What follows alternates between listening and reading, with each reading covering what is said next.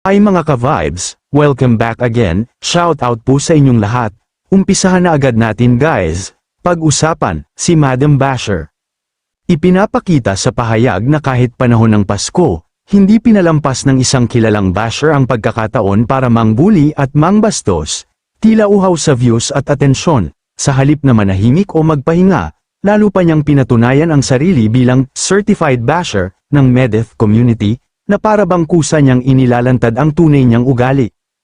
Alam mo, kapansin-pansin talaga kung paano may mga taong kahit panahon ng kapayapaan, pagpapatawaran at pagmamahalan, kahit Pasko na, ay hindi pa rin mapigilan ang sarili sa paninira. Sa sitwasyong ito, malinaw na hindi na aksidente o minsanan ang ginagawa, kundi paulit-ulit at sinasadya, ginawang tambayan na ang paninira ng kapwa, at inaraw-araw na.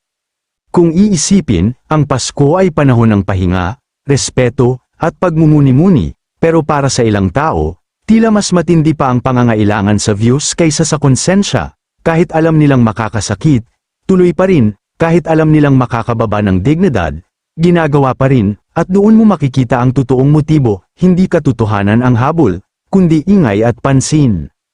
Ang mas nakakalungkot, sa halip na itago o iwasan ang pagiging basher, ipinagmamalaki pa ito, para bang bawat pagkakataon ay kailangang patunayan na, oo, ako to, at wala akong pinapalagpas. Sa ganitong asal, hindi na kailangan ng paliwanag o depensa, ang kilos mismo ang ebidensya.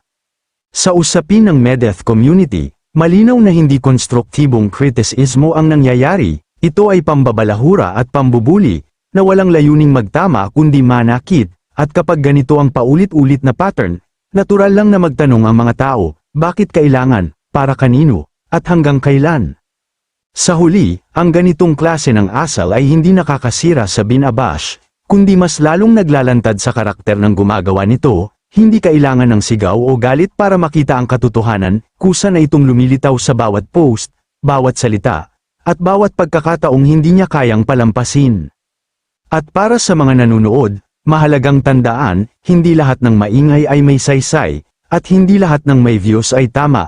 Minsan, ang tunay na lakas ay nasa pagpili ng respeto, kahit may pagkakataong manira. Hanggang sa muli mga ka-vibes, maraming salamat po sa inyong lahat.